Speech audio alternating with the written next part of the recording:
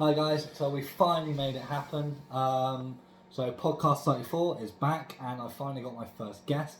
And the reason why I've been waiting out because I wanted this gentleman to be my first guest. We've managed to make it happen. So I'm fortunate enough to call him a close friend of mine. I'll introduce you to Mike Brooks, who's going to take the floor. So over to you, Mike. All right, thanks again for having me, Josh. So fourth time lucky this time. Hopefully recording we won't mess it up this time. So I'm Mike Brooks, friend and former colleague of Josh's. We worked together on the Creekmore testing site, one of the COVID sites down in the southwest region. We had a few laughs. I had a hell of a lot of laughs. Yeah. It happened during what I like to call the UK's grey space during that COVID lockdown, where there was a lot of uncertainty. Big equaliser, like you said earlier. Everyone was on an even level, If we talk from like the security industry point of view, you had high-level close protection operators whose clients and whose projects just weren't employing them at the time, so they had to find other work, and the COVID site was good work, wasn't it? Yeah, it was the highest at the time. It was the highest paying, the most hours. Yeah, and to be frank, the easiest.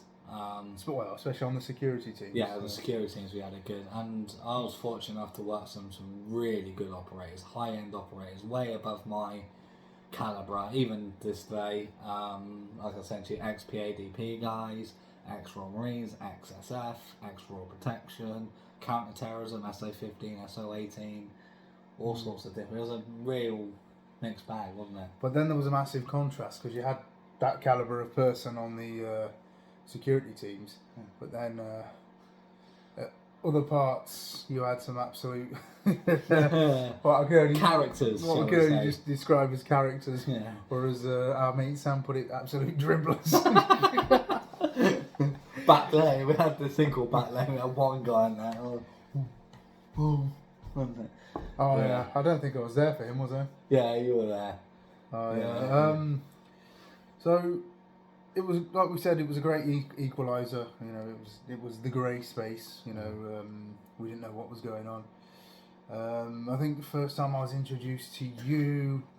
This is a great story. God, I didn't want to come on here and make you look bad, mate, but it is a good story. It's so easy. So it was your birthday, and you weren't even on duty, but you popped in with a cake. Well, no, or did you pop in to recover a cake? No, it was okay to pop in with a cake. Yeah. Oh yeah, so you popped in with a cake, and I was introduced to you as the biggest bag of shite on site. They introduced you, a guy, a colleague of yours, who at the time was sat down, not even stood up, on a plastic garden chair, wrapped in 3 coats, a woolly hat, 1 glove, because he'd lost his other one, radio not even turned on, watching videos on his phone, not even looking at his prospective sector or doing his job, had the nerve, the brass gall, to introduce you as the biggest bag of shite on site. I mean, you were a sight to behold. Steel toe cap boots, corduroy trousers that were too big for you, and your granddad's shirt. But as soon as you introduced yourself to me, I was like, I fucking like this guy. You look like Boris Johnson had a crack addiction and then slept under a bridge for 3 months solid.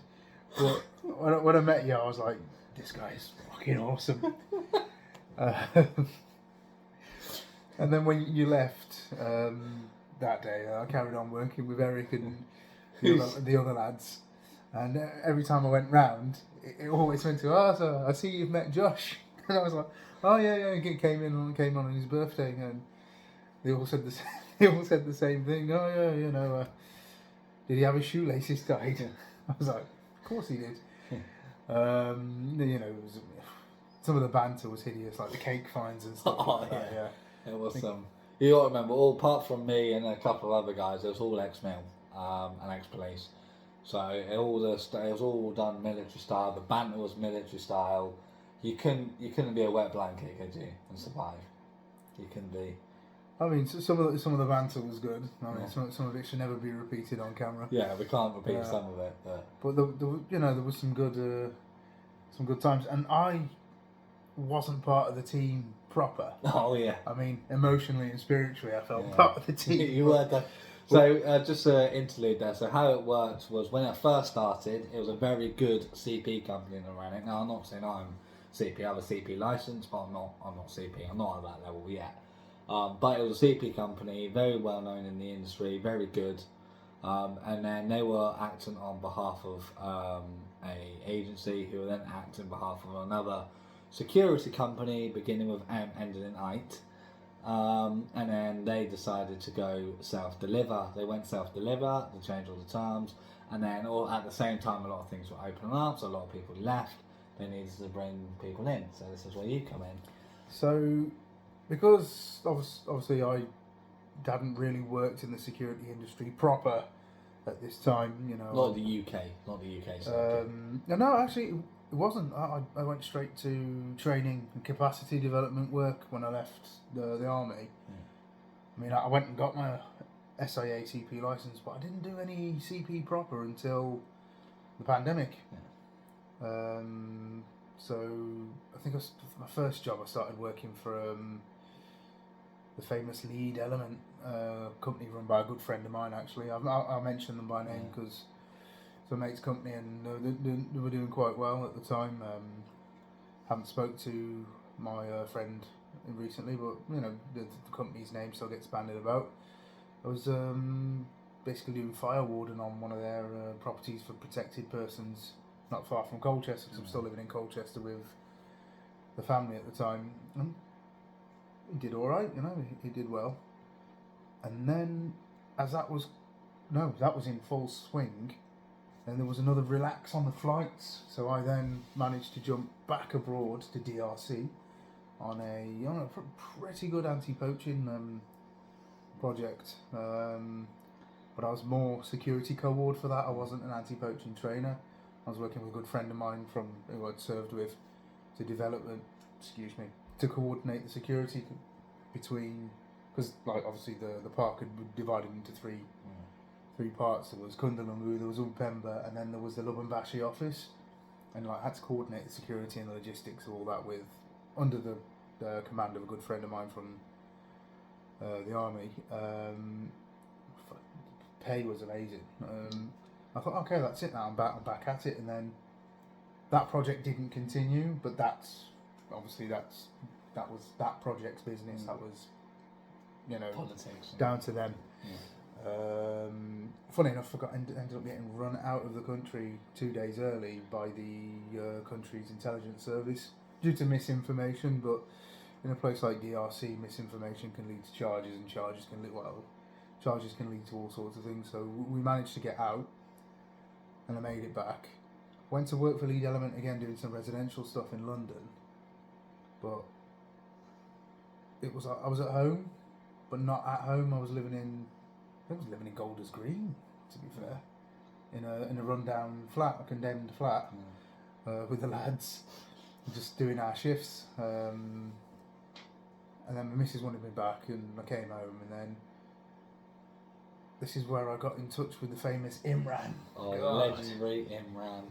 So Imran, that was it, Imran. Oh. He was like the third party subcontracting security company in the loosest of terms. So the company that I was working for, Tight, would then go to a subcontractor called, it was a colour, same colour that Manchester United and Liverpool playing, ended in watch, and then they would then go to another company, and that's where. Oh no, the company they then go to would then come to Imran. Ah, okay. So this is why me and all because don't forget Imran only hired foreign students or like foreign lads that were people that wouldn't know just within the limits of being able to get a badge. Yeah.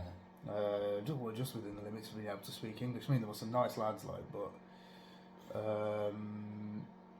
the language barrier wasn't the only problem. Their capacity to actually do the job. do the job was very questionable. But because I was kind of, he's an English-speaking guy, but I had an Asian appearance.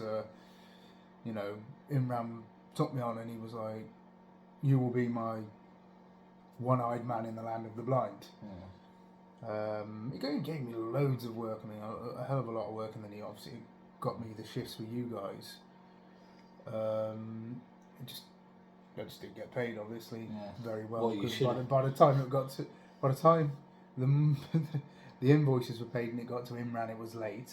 And I think after everybody took their cut, and we know some ropey business that was going on. By the time everyone had took their cut, I wasn't even getting national minimum wage. It was an absolute piss take. Yeah. Yeah. But it was my first civvy job, would you say? Oh, not civvy, because it was just my first job away from my network, if you know what I mean. Because Lead Element would have just got me work anywhere and everywhere that I could have, but because I couldn't be away from the family for that long, because the logistics of it just wasn't working. I sort of went to Imran as a last resort, and underpaid, paid late, but I had a job in that very uncertain time. Yeah. And I had a barrel of laughs trying to make it work at the COVID site. Yeah, because there was a bit of a them and us between the subcontractors and us. But obviously Mike here was a fully fledged team member for all intents and purposes.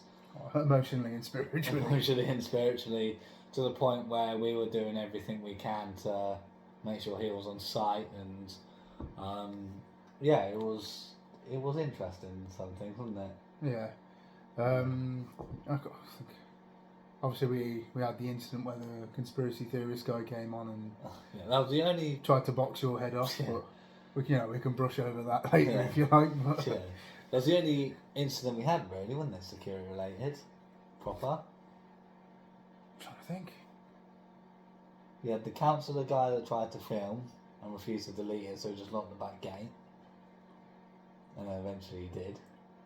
That was it. There was an incident. Oh, the car crash with the motorbike. No. So you had that lad who used to work on Armadillo. I think his hairline started here, and he had a goatee beard. The guy looked like he ran a pagan cult in the Swedish countryside somewhere. He played the hurdy-gurdy. I don't know. He was a weird looking guy, and I think he lost his temper with one of the people coming on for a test. He went, "Oh Jesus!" And that was it. The guy put his handbrake on, refused to move. He wanted to get out of the car and beat him. Oh God, I wasn't aware of that one. It was towards the end. I think you were doing one of your adventures on the mobile testing. Oh, okay. Side it was. Yeah, with the happiest man alive. You know that, isn't you? Your man who was one of the managers never smiled. Oh, you know what I'm about, yeah. Pink waistcoat. Yeah. Good lad to get on with, but get the fucking smile out of him. It was like getting blood out of a stone, wasn't it? And so this guy wanted to get out and beat up one of the operatives. It was a nightmare. And then I sort of walked across, and he was like a bit more friendly with me, and he was like, I was like, "What's the problem?" And he went, "He blasphemed." I was like, "Oh God." I was like, "What happened?" He lost his patience with me, and he said the Lord's name in vain. Obviously Jesus. And I was like, "Oh, I'm sorry about that, but you can't get out of your car. You can't even have your windows down, and you can't go and beat up an operative. It'll just, the whole thing could just become an epic.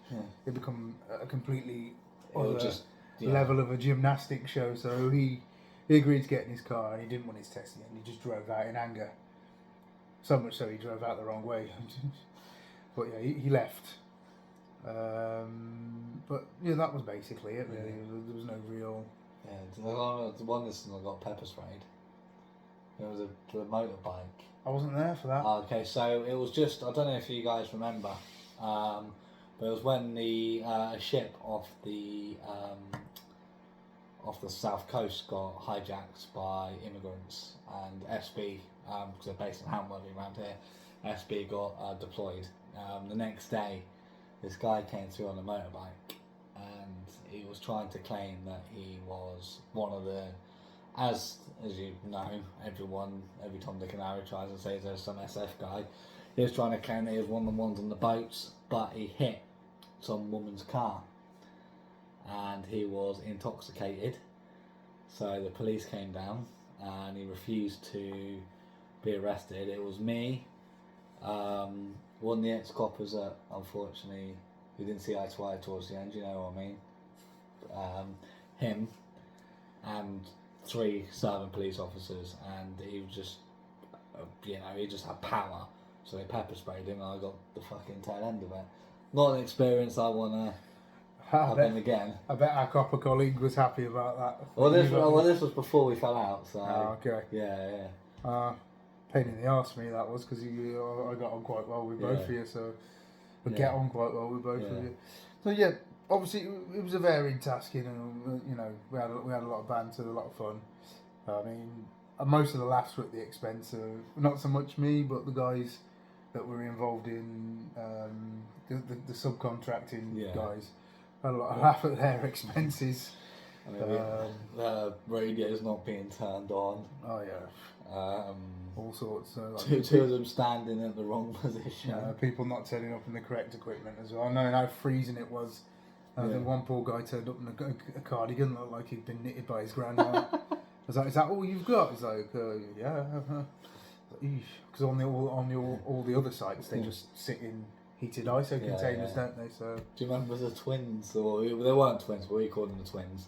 They rocked up. They parked in the testing area looking for the traffic. They're looking for the what do you call it? The paint display. Yeah, it was Sudanese guy and a Somali guy.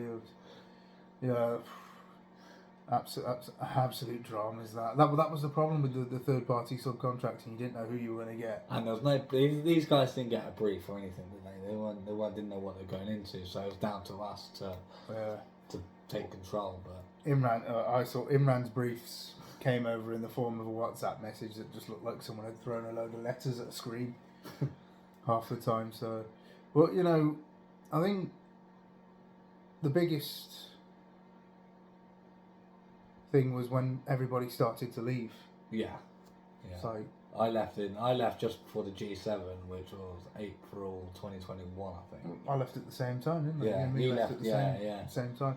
But it was funny to see how many people started to leave and just completely forget about that shit show, and then those that held on. Yeah, there was a lot of people that held on to the very end, weren't they? And they're trying because a lot of false promises were made by that company that now you've done this, that's it, your career is made, you can go places with this company. Yeah. The only place they went was to the fucking front gate to whack a padlock on it after they all lost their jobs. Yeah. It was absolute farce. A couple of them got offered stuff at the docks at Southampton, but other than that, I don't know what half of them do now, but yeah, majority of the people just, and it's a good thing really, because we obviously no one wanted the pandemic to carry on and on and on, so we, it was one of them where there were a few people that wanted it to continue, though, weren't there? Well, I don't know, continue. I just think they, wanted to keep the work going because, for some people that was the best job they ever had.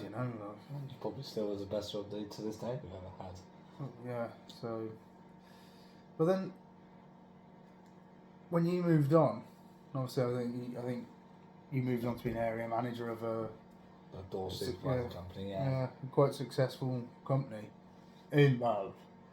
Let's just. Relatively. Yeah, relatively. I mean, they were having a few problems, but they were very successful in their northern areas, because obviously it's from where I come from, so... Norwich and places like that. No, I was more towards the West Midlands. Oh, okay. Yeah. Because I knew the area manager up that way, local lad from where I was from. They were doing well, but I don't think they were in a good place when you took over, were they? No, there was a few issues that we had to sort out, me and another guy, another ex-mill guy actually. I still speak to him to this day, and we were getting through the issues as quickly as we could and trying to sort them out, and there was a bit of a reputational damage that again we were trying to fix, but I just wasn't quick enough for, unfortunately. But then this is where it comes into mindset. You know, we were talking about the mindset of the site. Everybody was just doing the minimum they could to keep the boutique turning, as they say. Well, it was kind of the same. It looked from the outside looking in, because I wasn't around much, but we were kept in comms. Oh, we were kept in comms pretty much. It looked from the outside looking in that. I wouldn't say you were. I could tell you were doing your maximum effort, because we the amount of voice notes we'd exchange between each other, talking about it and just shooting the shit in there. Yeah. You were putting the effort in, but I think the mindset, you were in a similar mindset of not like you were in the site, because you were the only one that wanted to be TL in the site. You were the only one that wanted to get the rotors done right. You turned up with a purpose. You weren't just there with your thumb at your ass making sure you were doing the minimum to make sure it just turned. But where you were falling down, what we discussed was you were an operational manager, weren't you? Yeah, or you were regional manager. And I asked you about your email chains, and you didn't really have an email chain, did you? No. Which is something I've learned from. Yeah. So you have an email chain, and then weekly reports. Why? Did you have a weekly report? Did you have like a monthly, a quarterly? Did you have them? Because these sort of things would give you the paper trail back of what happened. Especially with all the accusations that flew up afterwards, where you were, people said you weren't doing your job, or you're the worst regional manager. Stuff like that. Stuff we know that wasn't true. But because there was no email chain, you couldn't cover your arse. And then obviously there was a load of events that's followed on from that proved that actually I was sticking. Yeah, basically But that's the thing. It all took I was doing up until then, when you were fired, to then all of that to happen before they realised. If you'd have had an email chain with a weekly report and a monthly, backed up with any evidence you could find. Well, you've got the evidence. You've got the timesheets. You've got the brewery managers, the bar managers. You could have put things in place to protect yourself. So when someone turned around and said, "Well, hang up, you're not doing your job," you just go, "Oh, have you whack it in an email?" Actually, dickhead, read all that. So a lot of my jobs was firefighting, putting out fires, which didn't allow me to do my actual job because I was firefighting too much, and then it just all went. You were trying to plug holes with fucking cheese, basically. It wasn't. Well, it was working. You made it work, but I guess you should have documented and had everything in an email chain and have everything in weekly reports. There was a few things. There's a couple of. I'm not going to mention names or go into details, but there was a couple of individuals that I wanted to get rid of, and I was blocked. And then they actually, after I left, they caused issues. And one of these issues, a video went quite viral quite quickly online, and I was asked by the company to remove it, which I refused because why would I? But these were things I predicted. I could have stopped, but wasn't given the backing. Yeah, but how did you predict it? How did you approach it? So I approached it by giving the reasons why. So I had news. Yeah, but how were the reasons given? Did you write them on the back of this piece of tissue and throw them at them? This is the issue. Did you write it on the back of a fag packet? Yeah, it was all Did you verbal. smear it on the walls in your own shite? How did you convey the message? Yeah. That's the problem. And that's the point. Everything was done by a gentleman's handshake and verbal, which in this But you can't do that. You can't run operations like that, mate. Everything is So I learned quite a lot very quickly on that one, and then so that's how I ended up in Ukraine. Jesus. So just going back before you went to the Ukraine, because that was quite an interesting one actually. Yeah. But because I put you in touch with lads that were setting up the very early days.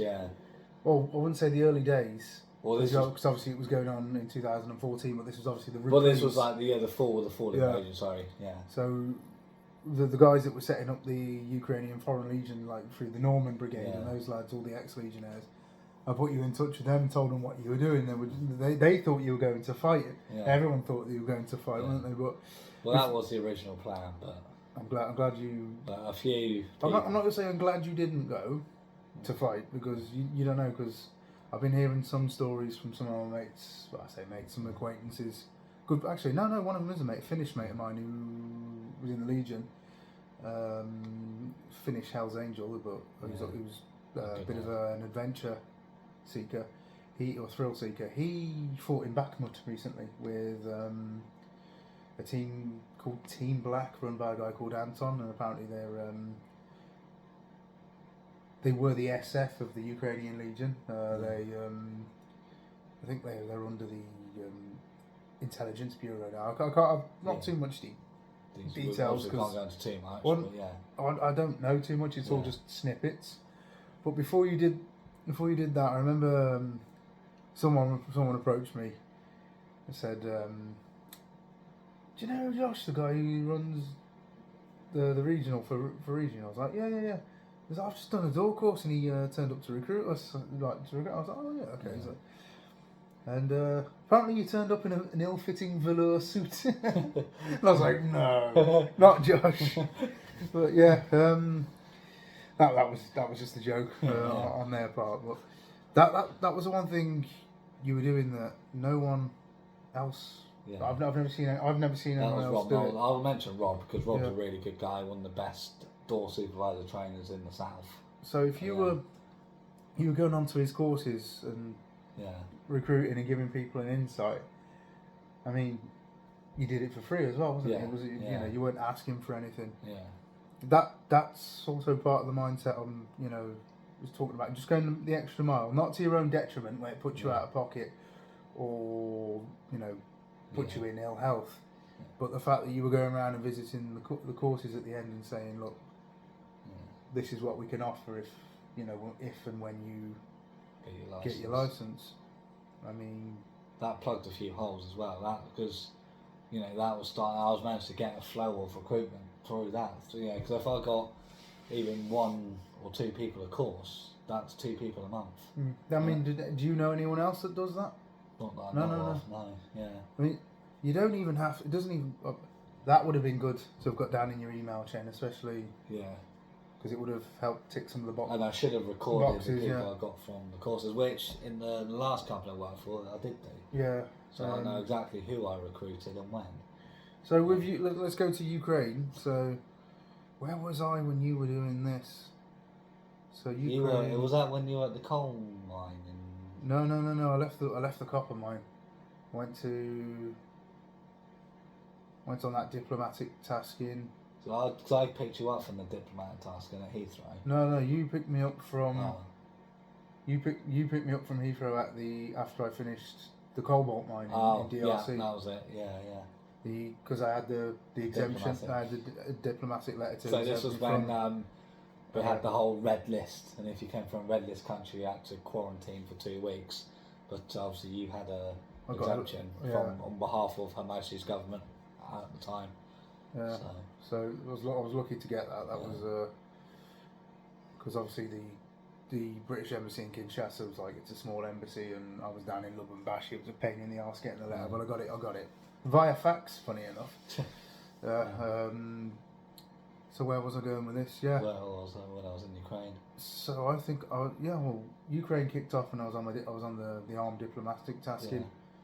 So just before heading out to Mali on a capacity development tasking. So yeah, it was interesting times, but I tried to keep up with you, but that road trip that you recorded was an absolute clusterfuck, wasn't it? Yeah, it was a bit. Yeah. So obviously saw what was happening in the news and wanted to do my bit. So my first instinct or direction was to join the Ukrainian Foreign Army, whatever they wanted to call it, and then you put me in touch with the Norman McGain lads, and there was another bootneck that were going to take me out, and basically my job would have been to sit in a pit with an AK-47, and because I'm not military trained or anything like that, so there's obviously there would have been limitations in what I can do. Well, I knew that anyway, and I knew the risks that I might not be coming home. But a couple of people that have served in the military, including Mike, they're probably not the best idea. So I was like, okay, fair enough. and my missus at the time was dead against me going as well, and we were looking at starting a family and stuff. So I was like, okay, maybe not. Well, when I messaged Sean, I was like, I messaged Sean saying to him, scare him. I said, you take him somewhere and you show him what's going on. You scare him. You get the idea out of his head. Was that what he said? Was that what you No, said? that's what I said to Sean. Sean was like, no, we'll put him to work. Oh yeah. So yeah, I was hoping you'd get your surprise at least, Yeah. but it never happened. Yeah. And you ended up doing a aid convoy. So didn't yeah, you? so it was a Facebook friend of mine called, at the time, now he's a very close friend of mine called Jay. I don't think Jay will mind it mentioning. Get him on, mate, when you get the chance. Yeah, I'm going to get him on. And he had this this van, and we were going to take a load of. He's a dog handler, so we were taking a load of like stuff for pets, dog food, cat food, that type of thing, and then a load of aid as well, just nappies, coats, human water, whatever you can think of. So, however, this is what happened. I lost my passport, so you can get a fast track lost or stolen, and it was touch and go whether I was going to get my passport. So I phoned the passport office and said, look, I've got a fast track passport, I'm taking aid out to Ukraine, is there any way instead of posting it, can I collect it in London? So they said yes, no, yes, no, yes, no, yes, no, and then in the end they said no. So the morning... How did it go again? Yes, no, yes. Yes, no, yes, no, Oh, yes, yes, no. no, yes, no. So, and then the morning that Jay was leaving, he came to mine because I had a load of kit for him that got donated very kindly. So he loaded the van, I said, okay, and then he had to go to another stop in Southampton to load a load of stuff on. So I said, okay, I'll come to Southampton with you.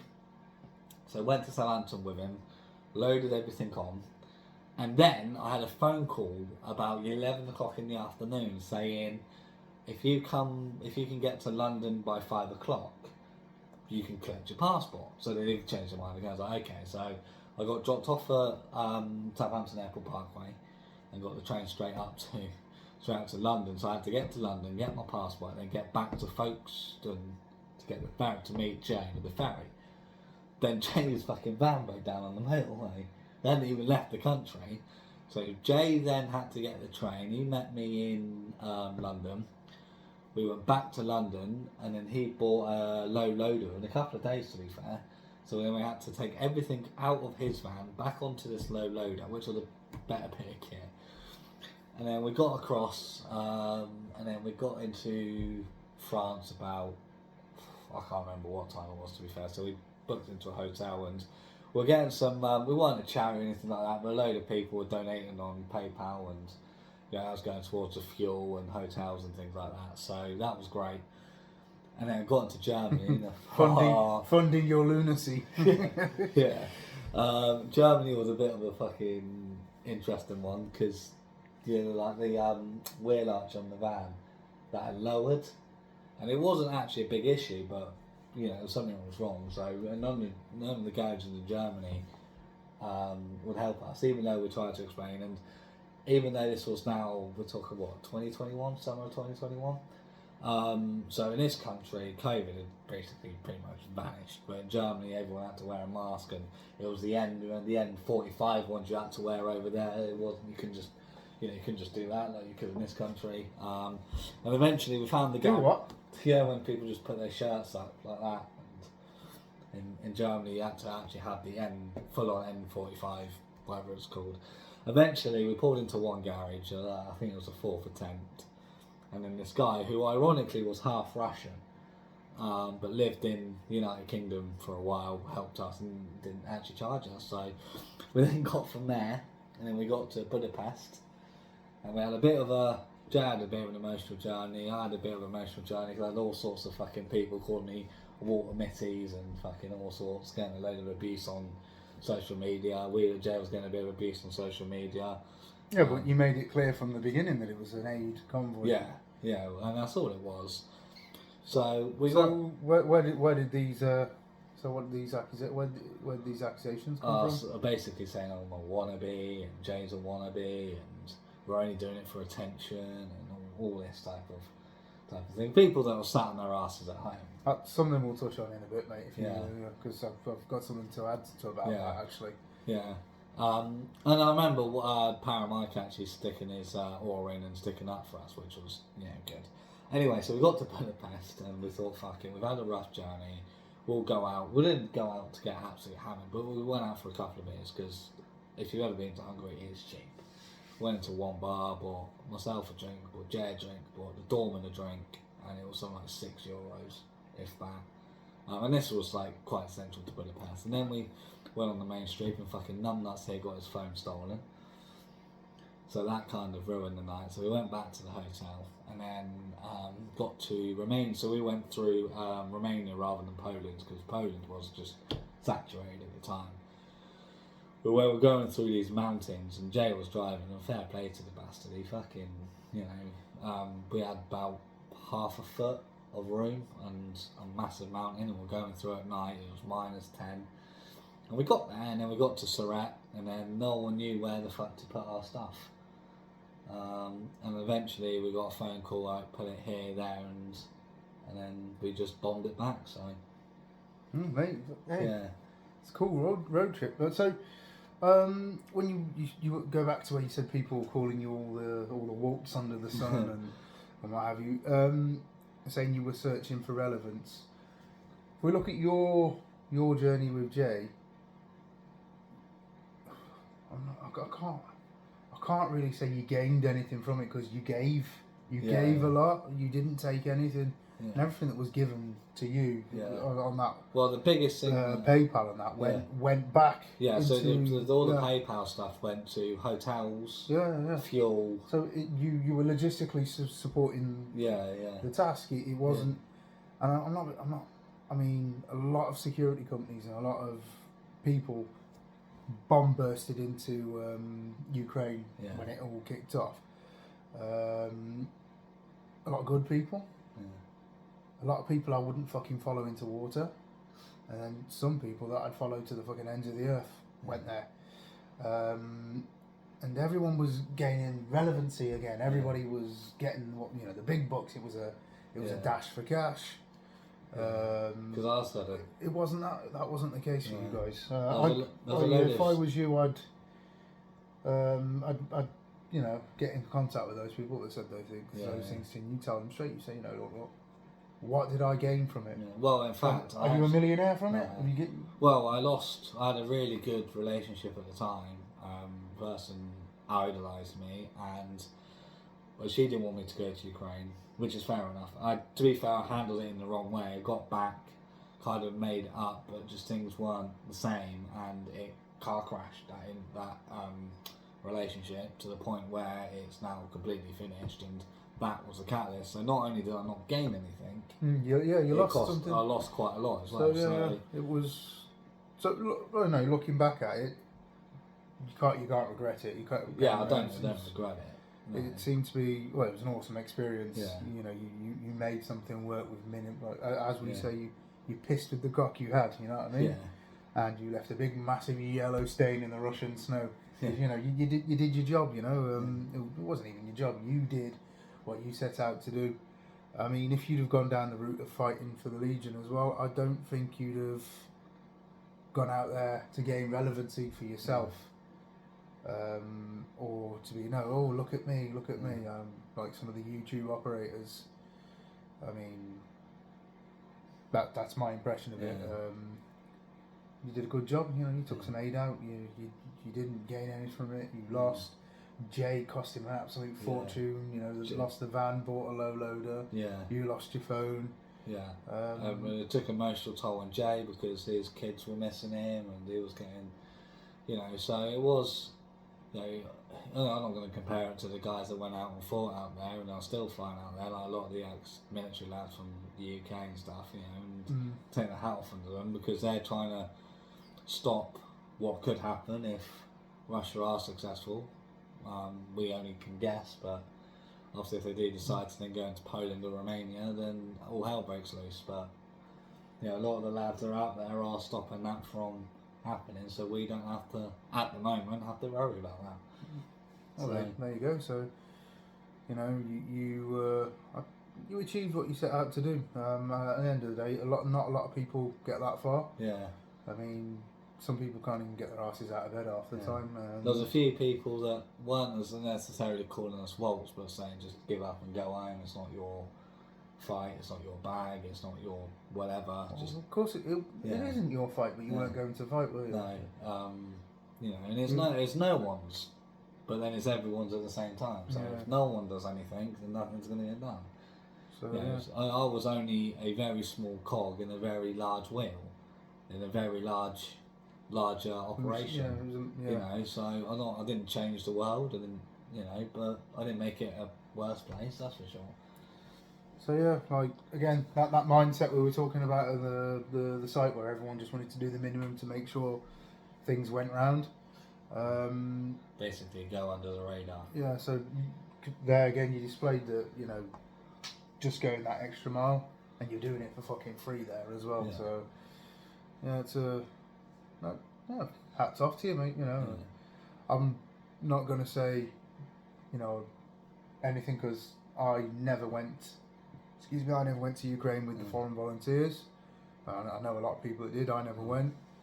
I know you had the option to go, didn't you? But you just had stuff elsewhere going. Well, not to go with the foreign volunteers. I had the option to go do some work out there, some sanctioned work, but I had something else going on.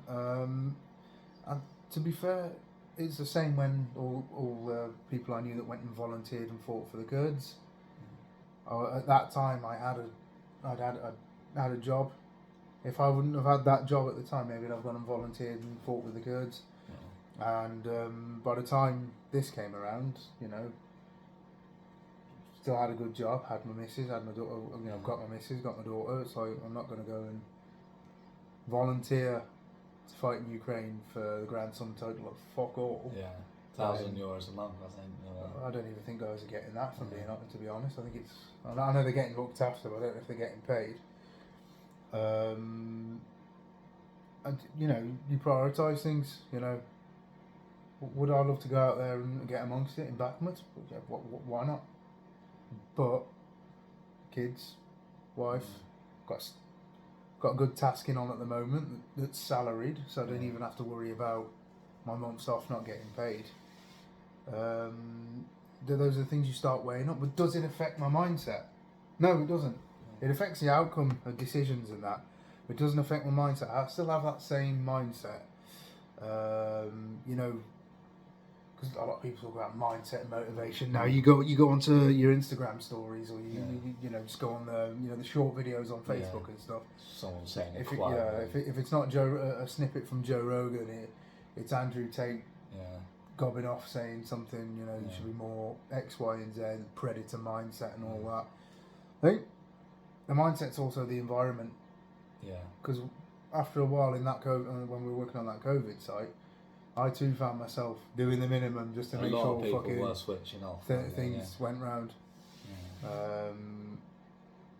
And some of the jobs I've been on where I've been there longer than was necessary. Started to get used to it. Alright, this has lost its shine. Yeah. Do I want to be here? Do I start looking for other stuff? Well, that was me. That was both of us at the COVID. So when we were hedging our bets with exit plans and. Well, yeah, I think you had something in the bag from a friend, didn't you? And it was, it led to the regional job. A lot of the ex-copper lads were just waiting on their very closed yet very lucrative circuit to open back up. Yeah, they had some good jobs, but obviously needed the country to reopen. I had a job already in the bag, but for some reason the security clearances for that job were taking extra long because of COVID and what have you. So that was on the back burner for a while, and that's when the cobalt mine came up. But again, it's that when I knew that was on the horizon, then again my mindset changed, and I was doing my job to the best of my ability on the site because I knew, fuck this, I'm out of here soon. Yeah. I've got fucking on my phone. I've got a PDF of an entry visa to the DRC. I've got a contract that I've just signed with my finger, and sent it back, and the salary was there, which was a hell of a lot more than what Imran was fucking throwing at me. Yeah. So yeah, my mindset went up with that. So I think things do affect when you have the mindset, because I think once you've got your professional integrity and you're known for delivering to a standard, you won't falter, or you won't deliver subpar. You'll always be proud to go that extra mile. But if going that extra mile means just getting in somewhere early, easy. But if going that extra mile then means being the first one up, the first one in, being the example, mentoring those that can't or those that are struggling, and going the extra mile to feel like you've really earned the higher salary, then it's still the same mindset. It's just the output is affected by the environment, the money, and the motivation. A lot of it is who you're working with as well.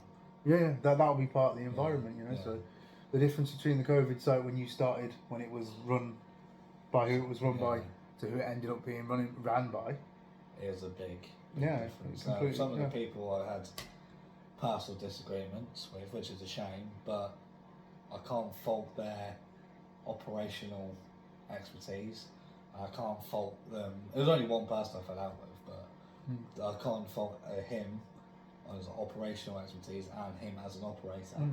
And same as the other guys who are, bang on, there for advice, knew their stuff. It wasn't really a dick swinging contest. Oh, mate, really. But it was too cold to get your dick out, wasn't it? I mean, I've been to one of the places, the last place I was at, and some other places where it's a massive dick swinging competition. But what I noticed is when you're with the really high end operators and the proper CP guys that do CP with your ultra net worth individuals or your politicians or your diplomats or whoever, they don't generally need to brag. They just get on with the job and they'll tell a story or two and that'll be as far as they'll go. You do get a lot of morons slip through the net. I mean, at one point in my younger years, the first time I was in the British Army, I actually felt I was fit enough to pass the selections and what have you to get where I was. But then I got to battalion, I suddenly felt like the moron that slipped through the net. I was in fucking shit state. Imposter syndrome. I couldn't get anything right. I was getting thrashed. And obviously it was late 2002, early 2003. It was a different. I mean, it's the 2000s, but it was a different era. Yeah. I was getting absolutely battered for doing stupid shit. I remember on a Northern Ireland tour, I kept losing shit. I mean, like important shit, like operational ammunition, baton rounds, stuff. I mean, they'd turn up again. So like, I had a feeling that I was getting a visit from a motivational fairy. Maybe, I don't know. But I got battered. I got battered for that full 6-week tour in Northern Ireland. 'Cause it was marching season, NIBAT 4, and there wasn't a day that went by that I hadn't lost something, fucked something up, or fucking annoyed someone. So I'd be sent to the Provost Sergeant. The Provost Sergeant had a big Bergen with 2 fucking 5-litre jerry cans in, and he'd just run me into the ground till my feet bled, my armpits bled. I just bled out of every orifice. And then when that was finished, he'd verbally downsize me to fucking EA big, and then I'd just go back the next day and do the same fucking stupid shit. So obviously I learnt from that hideously, because things took a few turns and what have you, and I still don't consider myself like any better than I was then, or any worse. I'm not making the same stupid mistakes. I mean, some guys I've served with, and they'll probably listen to this and take the piss out of me when we do push it out. There's some guys I've served with that have done some fucking pretty impressive stuff. They're for me, they're part of a breed that we've lost recently due to things changing and the way the world is now. I mean, you're out drinking with this guy, and you know, shoot the shit with him, or you know, or you're taking your kids on play dates with him, and then you think like, fucking hell, 10 years ago, this guy fucking fought his way out of hell, and he's still here, and he's switched off. He's with his daughter. I'm with my daughter. We're talking about it, and he's still got that mindset. He's playing with his kids. I'm playing with my kids. But he's still that same guy that fucking fought his way out of the shit. Yeah. You know, global war on terror. Yeah. You know, people were going everywhere, weren't they? But yeah, a lot of the Helmand, the Herrick generation, or you know, whatever other country, NATO country at the time that was committed to Afghan. Some of the stuff these boys were doing, their units hadn't seen that stuff since a very, very long time ago. So we took some of my Legion mates,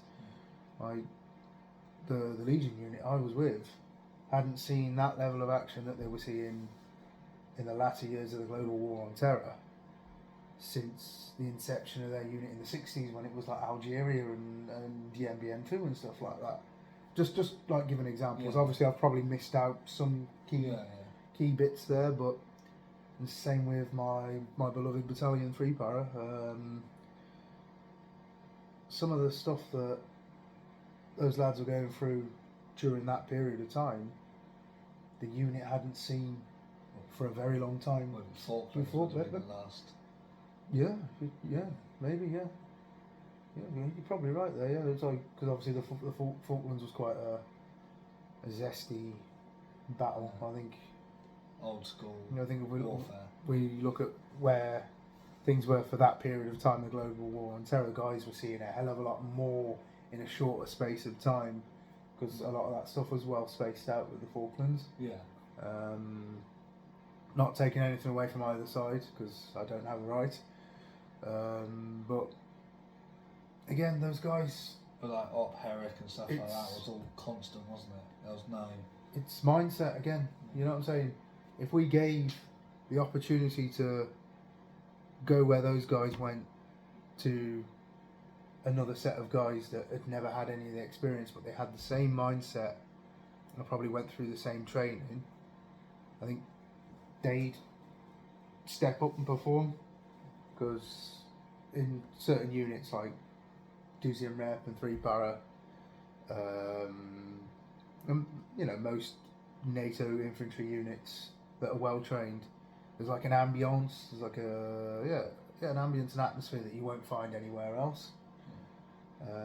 I'm not saying you have to be in one of these groups and have gone through those sort of incidents to have that mindset, but it helps to what's this called? Have had those experience. But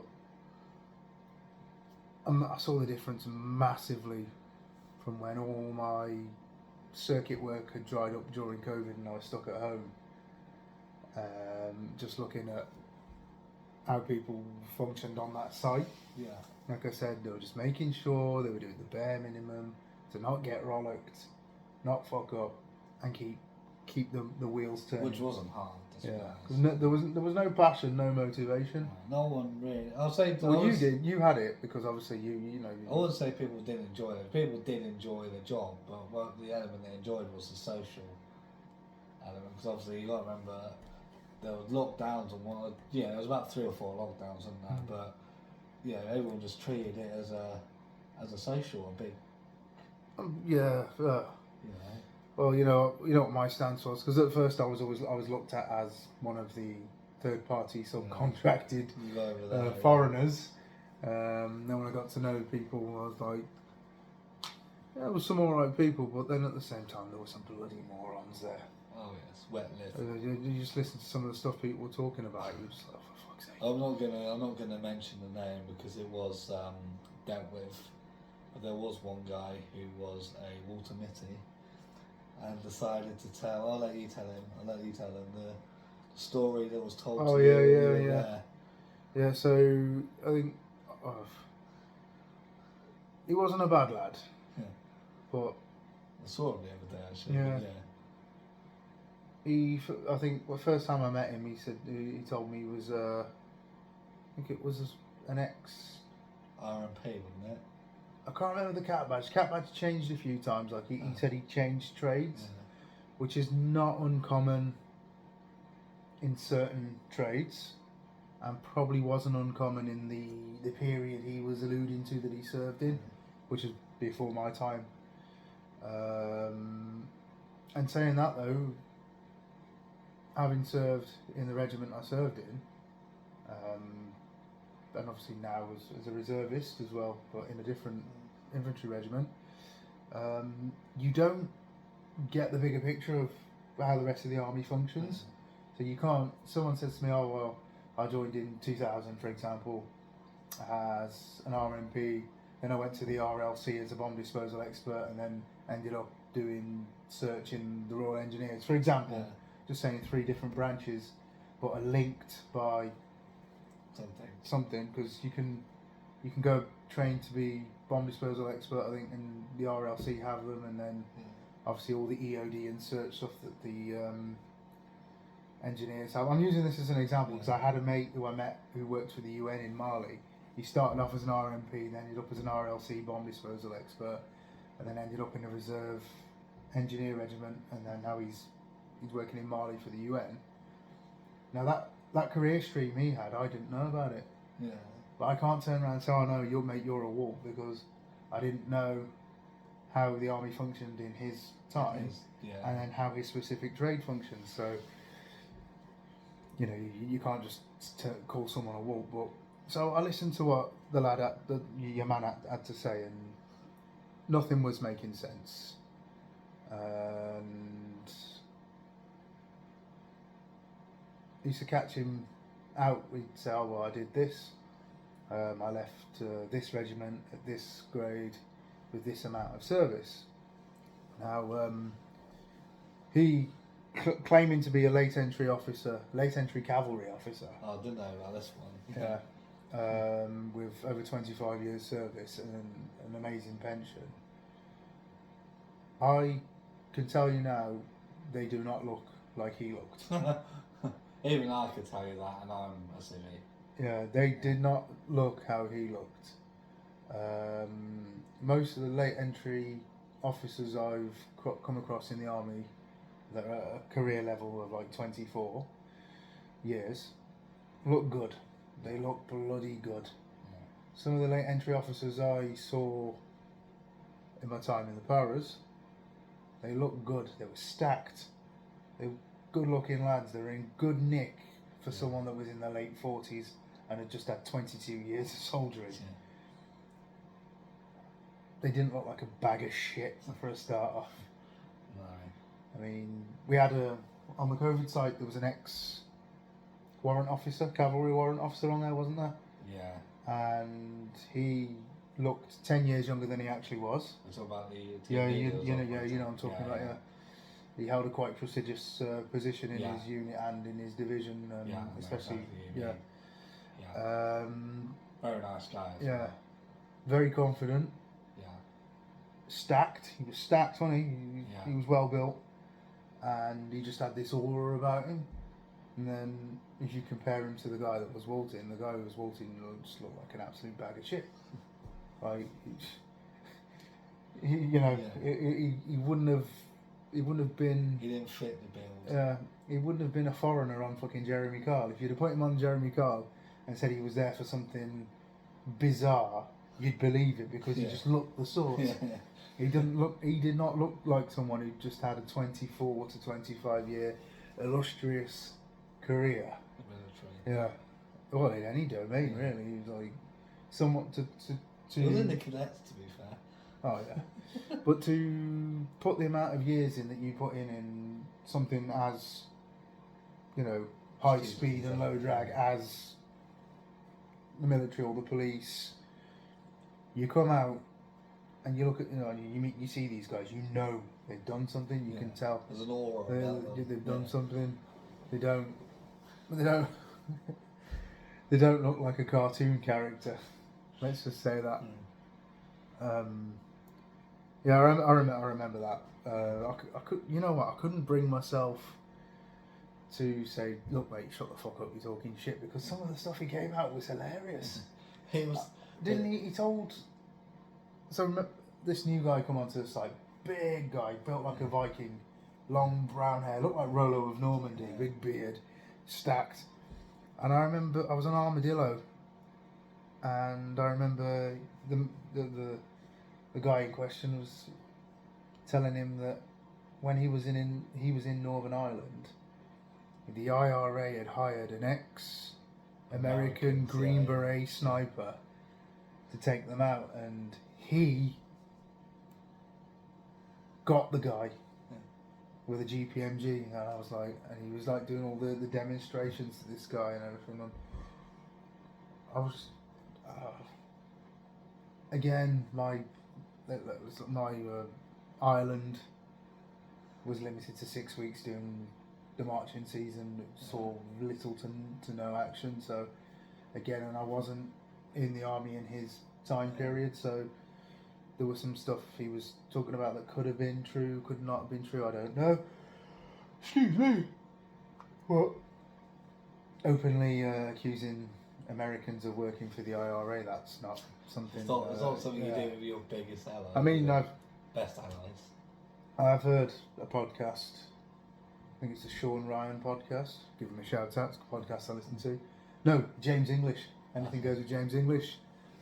He was interviewing an American ex-US Marine who had an Irish passport as well, who did come back to Belfast and work for the Provisional IRA as an ex-US Marine. So there is truth in that sort of thing happening. But well, there's a big Irish contingency. But Joe Biden's Irish.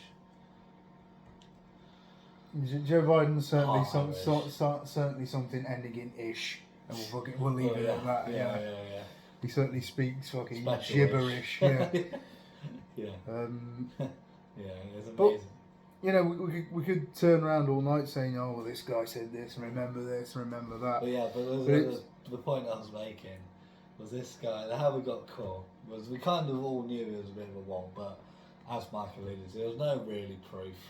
There's not an exact accusation you make without proof, and no one really gave you a flying hoop, to be honest. I mean, he wasn't making money off his. He definitely wasn't making money off his stories. He wasn't making money, and more importantly, he wasn't getting work off the back of his stories, which is if you start to get work off it, then that's when you're putting people in danger. But he wasn't doing any harm. He wasn't. But how he got caught was he decided to tell a story to somebody about his time in Northern Ireland, and that somebody actually served in Northern Ireland and was there when it happened.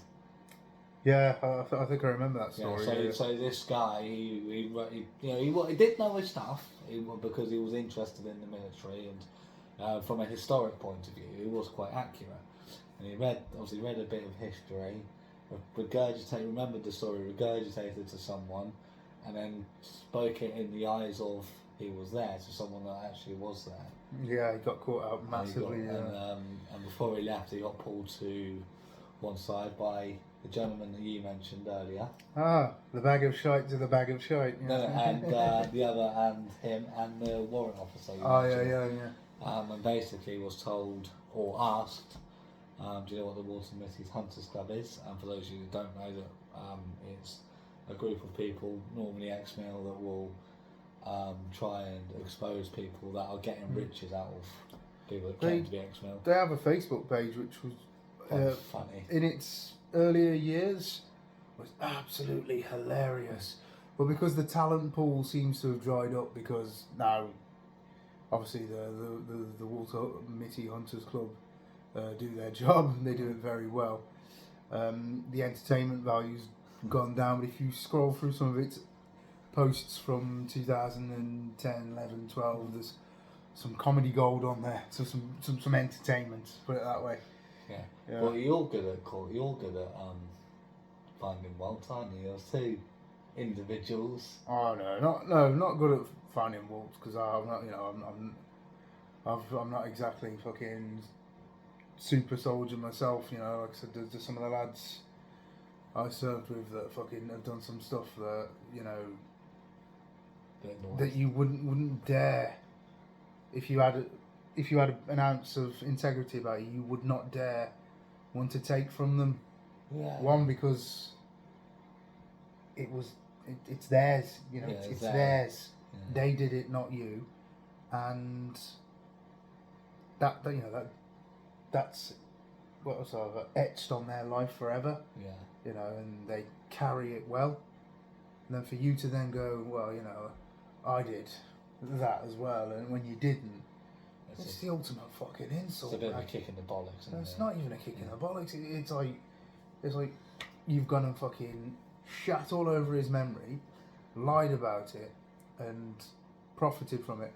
And I'm saying like fucking, I'm not a Walt spotter, but with those two guys you told me about that you met on the circuit, doing the event circuit, so they've done this, and this, and this, and I was like, oh, okay, mate. And then 5 minutes later, I said to you, actually, no, they're fucking wolves. Because nothing made sense, and you looked into it, and then it turned out they were wolves. Well, one of them you discovered, and the second one was, again, suddenly I meant someone that was a mountain event, and then they'd done the circuit locally, and you kind of called it. I know, because it's if you've been somewhere, and you've worked in a certain organisation, or just worked in a certain area, and then someone says to you, oh yeah, for example, oh yeah, I did that too, and then I don't know, it's the criteria for being a legionnaire. You at some point you will have to have a technical grasp of the French language to be able to do your job successfully. I mean, if you can't speak French when you join the French Foreign Legion, I make sure you can speak French in order to be able to do your job. But to promote, I mean, some of those French courses can get quite technical because the French aren't idiots. So you've got to have a grasp of the language, and as with everything military, you have a number. So British Army, I had a number. I've got a second number, and then I had my Legion number, which is called the matricule. If you can't reel them off, especially in French, if you've got a Legion matricule, if you can't reel that off instantaneously in French, but you're telling people you were a Legionnaire, you do some digging, no, it's evident straight away. If someone says to you, okay, for example, I'm an ex-Legionnaire, I served in this regiment in this area at this time. So if someone served in my beloved Deuxième Rep and said, okay, I served in Deuxième Rep, which was based in Marseille, and I was there 2019 to 2024, for example, like, you were like, wow, hang on, Deuxième Rep's based in Calvi and Corsica, and you just say, oh, what's your French like? And you can't speak French. You're like, it's things like that. It'll be something stupid like that that'll catch them out. Again, someone says, oh yeah, I served in 3 Para, and you're like, oh yeah, where was that? And they say, oh, Dover. Straight away you're like, ah, okay. Not many people knew 3 Para were based in Dover at a certain period of time in the late 90s, early noughties. And if you say, oh, I was in 3 Para in Dover in, I don't know, say like 90, for example, 99. I don't think they were in Dover in 99, I think it was a bit before, but I should know this, it's my battalion, but because, oh yeah, I was in 3 Para in Dover, and he gave you the right date, You're like, oh, that's quite credible because not many people knew 3 Para in Dover at that No, time. I didn't until Yeah, because tonight. a lot of people think Paras was Aldershot and Colchester. So that also is an indicator. There's technical, Yeah, there's technical technical. words and how you say things. It's like, for How example, civvies wouldn't know. it's like SFSG, the group, the unit that was once one para. It's now like a combined special forces support group, a mix of one para, some Royal Marines, and other arms. They have their own lingo. They operate a bit differently to the rest of the parachute regiment. If you're going to waltz at being one of them, you need to know what you're on about. I've never ever come across a wall that said, "Oh yeah, I'm ex SOSG," because you can pick that apart straight away. Yeah. You know. So, but anyway, moving on from that, because this isn't about a walk run. No, it was kind of sidetracked. Yeah, sidetrack. But again, it's about the mentality. It's like, if you're going to do something, do it properly. I mean, if you wanna walk, But then do it fucking But properly. then if these people, if the Waltz were going to do it properly, they would have just joined the regiment. Yeah, I know what you mean. But like, it's like, if you want to be, whatever you choose to be successful in, whether it's, this is going to sound bad, but whether it's waltzing to rip the fucking British Legion off, or whether it's driving to Ukraine in a clapped out van, but getting the task done, you've got to have the right mindset. You've got to want to go and do it. And it's that mindset of keep going, isn't it? Yeah, it's Yeah, keep going no matter what, and picking yourself up. And how do you keep your? It's obviously, I don't think you might be saying, but when you were at the Colbit mine, a lot of it wasn't a particularly good task. No, that's the wrong wording. There was a few issues, weren't there? well, the tasking at the Cobalt mine was basically it was an Israeli-owned cobalt mine in DRC, managed by South Africans who didn't speak a single word of French. The Israeli guys didn't speak French, but spoke Swahili, so they could speak to the Congolese lot. And of course, the Israelis speak English as well. Most of them do. They could speak English to the South Africans. But then there was a discord because French is the working language between the security managers, the Congolese ones. So that's why they had me as a French-speaking security manager. And I think the main problem was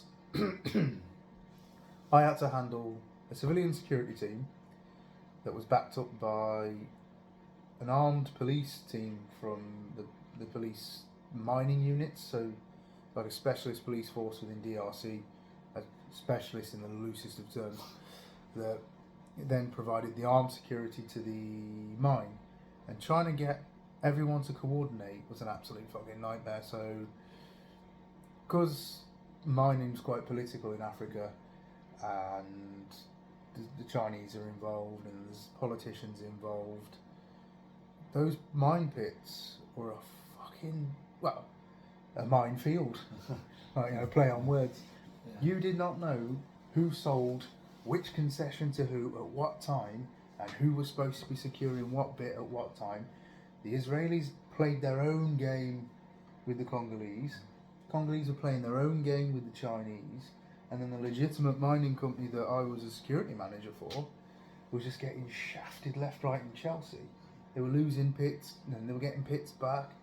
Then I found, 500 metres from where all the expats were living, there was a massive camp of illegal miners, and most of them were all former separatist rebels as well.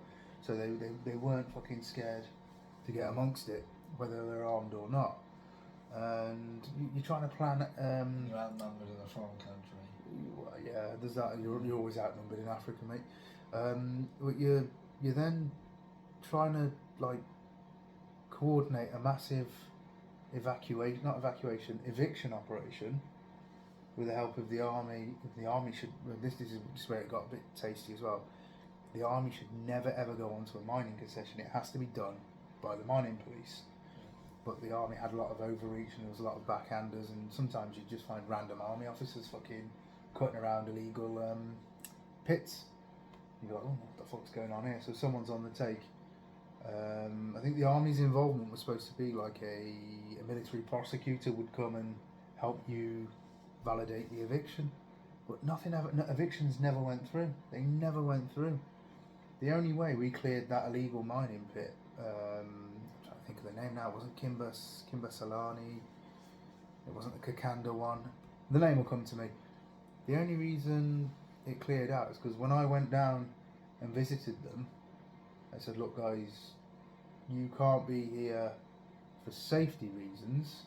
So I wasn't going to get into the legality of things because I don't know if that concession was sold under our noses to the Chinese by a politician of the province, or if the army had something to do with it, or the police were in on it. So I just said, look, the Chinese have a massive access route through here where they smash up and down all day with HGV vehicles. I mean, there's a lot of close calls and there's a lot of dust kicked up. You lot come here on motorbikes, you're going to get fucking killed on that road. I said, as well, the way you're digging, it's going to collapse in on you. I said, from a safety point of view, I'm telling you guys to leave and maybe rethink things for your own safety. 2 days later, a massive convoy of motorcycles with all the tools and everything came out, and they left all the illegal copper they dug. They left it there. They emptied it into a pit, filled it in. I didn't know what was going to happen. I was going to get filled in because they were all surrounding me. But you know. How does that going back to the mindset? How do you keep your mindset in a positive place for a task like that? Because everyone wanted you to fail. Yeah. I've got nothing against South Africans. Some of my best friends are South Africans, but these particular boers that I was working for were so fucking negative, never happy. They were out to catch me out. They wanted to catch me out so they could then turn around to the security company that was hiring me, which was run by a South African guy. This guy you've given us is shit. But what they didn't realise was I'd just come out of anti-poaching in DRC in the national park, not that far from the mine. So I knew most of the military commanders in the area anyway, because at some point some of them had been involved in the park. So that was something I had to my advantage, and that was something that won me a bit of an advantage with the police as well, especially when they carry weapons and I don't. How to command them properly and how to mentor them.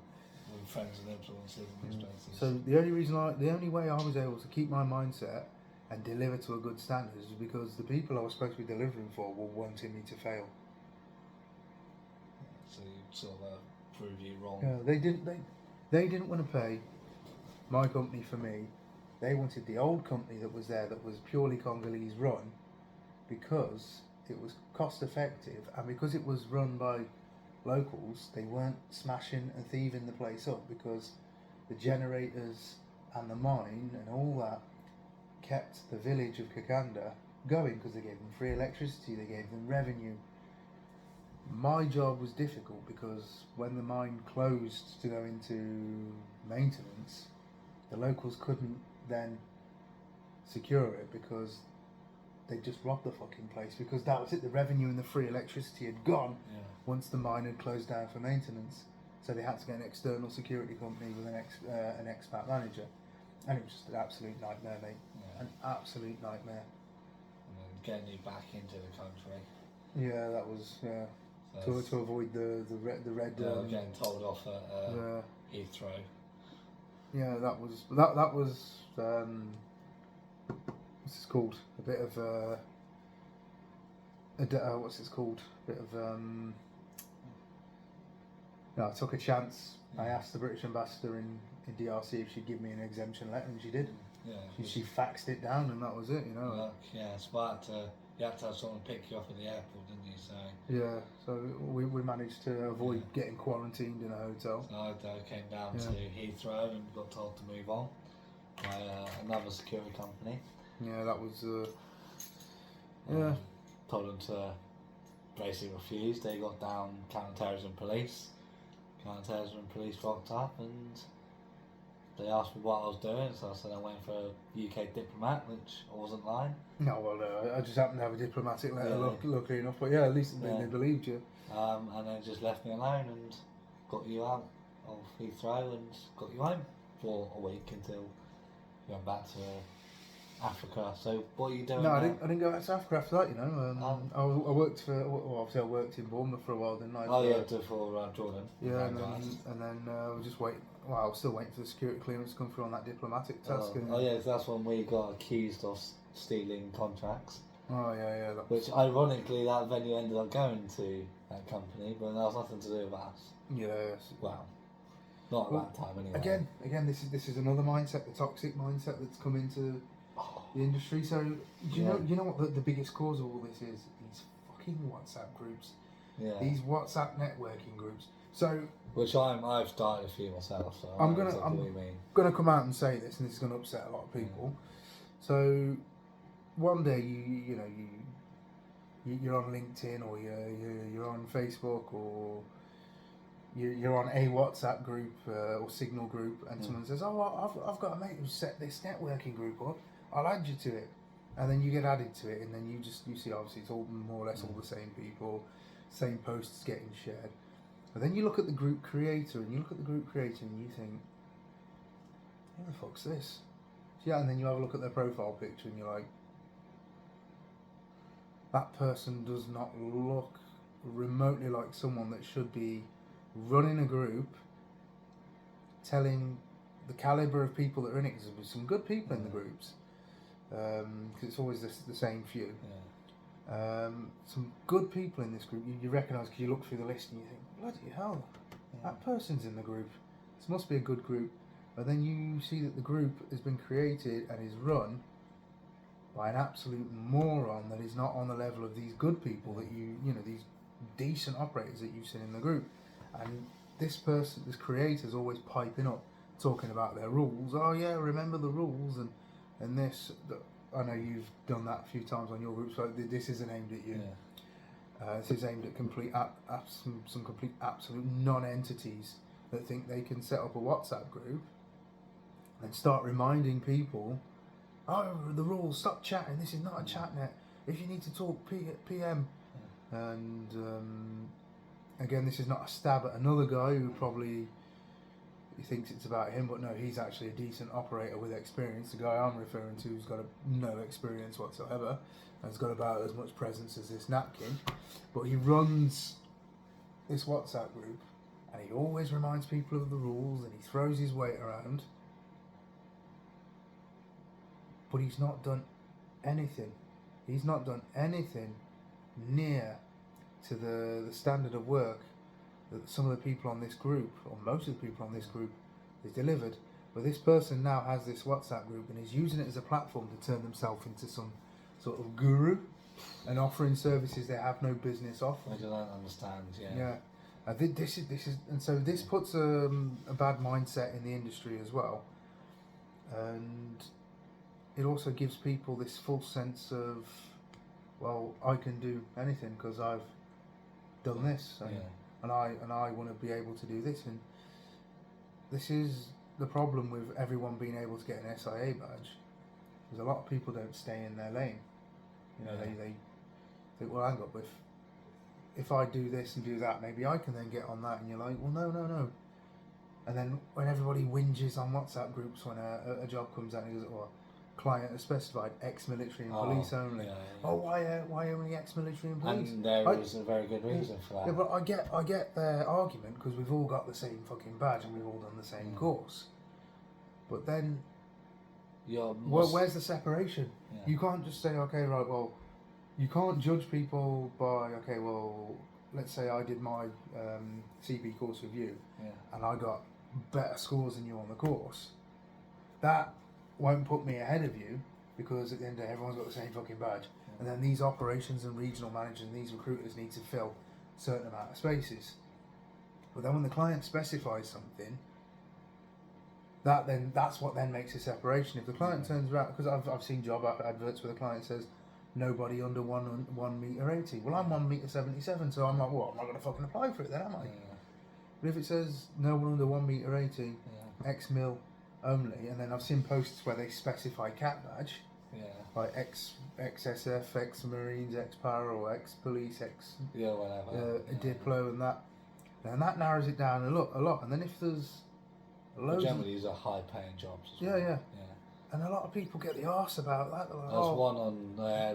you can't advertise for There's a- someone's height. Well, you fucking You can, can. because the client. That's what the client wants. There's a close protection Facebook group, and someone who'd been in the industry for 15 years, so he claimed, don't know the guy, and was having a whinge that why is all the high-end CP jobs ex-mil and ex-police, and you know there's a reason for that. They have specific training, expertise.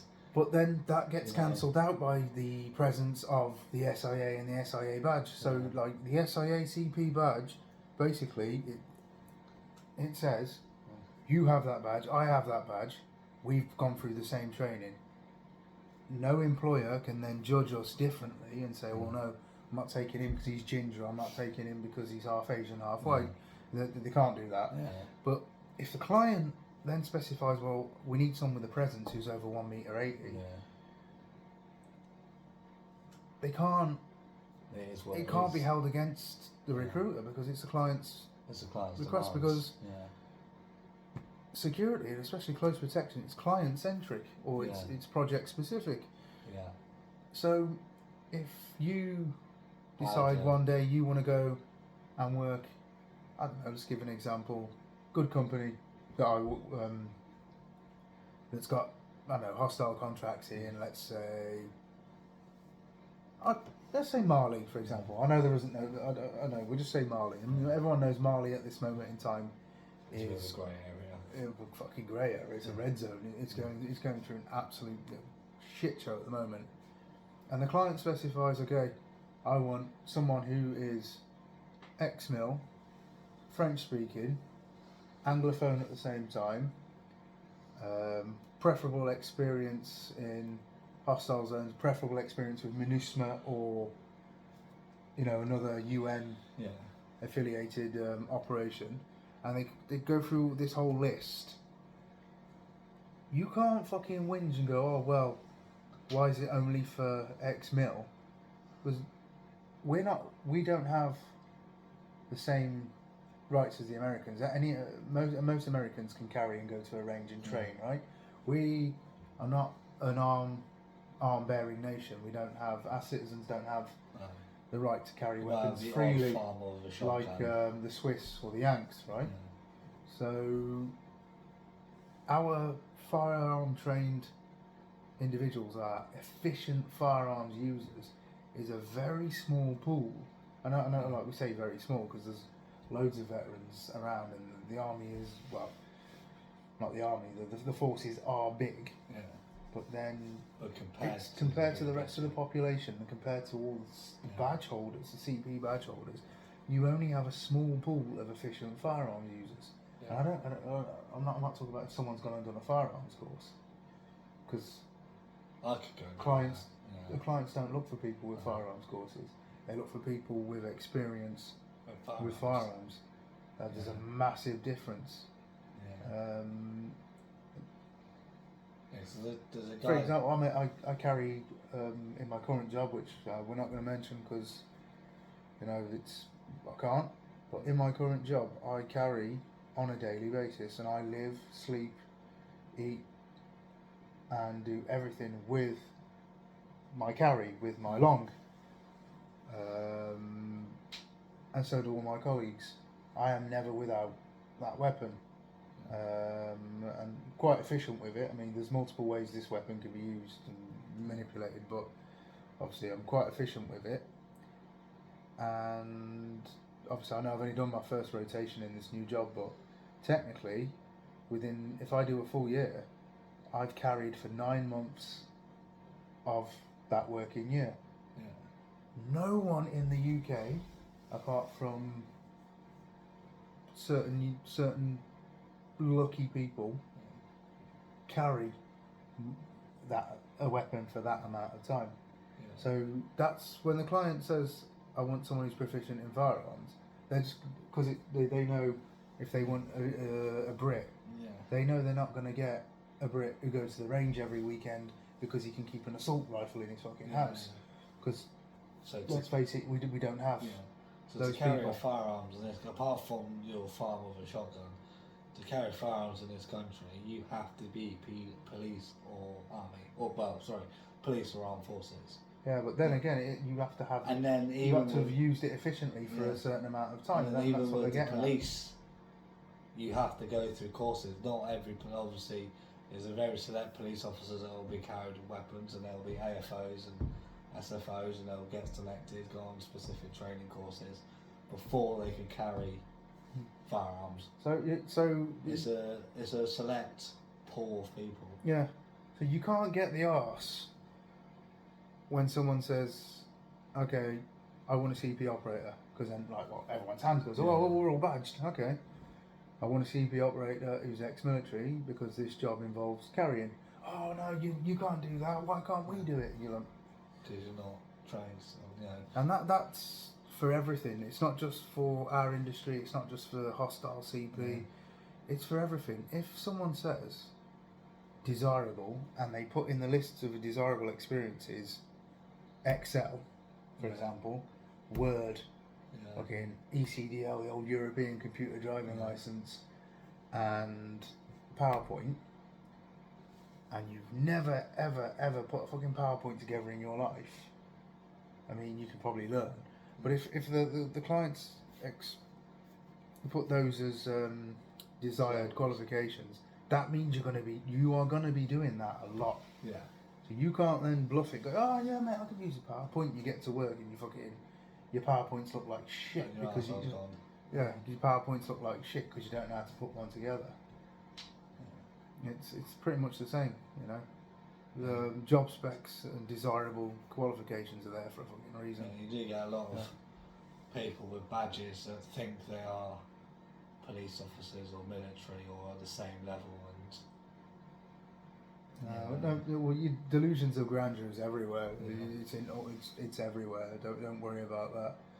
When you go into the retail section, you see the way some retail managers behave and carry themselves. You're like, calm down, love. You quite literally are in charge of a river fucking island 8 hours a day. That is it. Calm the fuck down. Yeah. You know, I think this post-COVID era and the whole Karen thing on social media, I think post-COVID's pushed out more and more Karens. Entitlement. Sometimes I catch myself behaving like a Karen and I have to fucking check myself, you know, and it's like, okay. I don't know where we're headed. We're being pushed and pulled in loads of directions.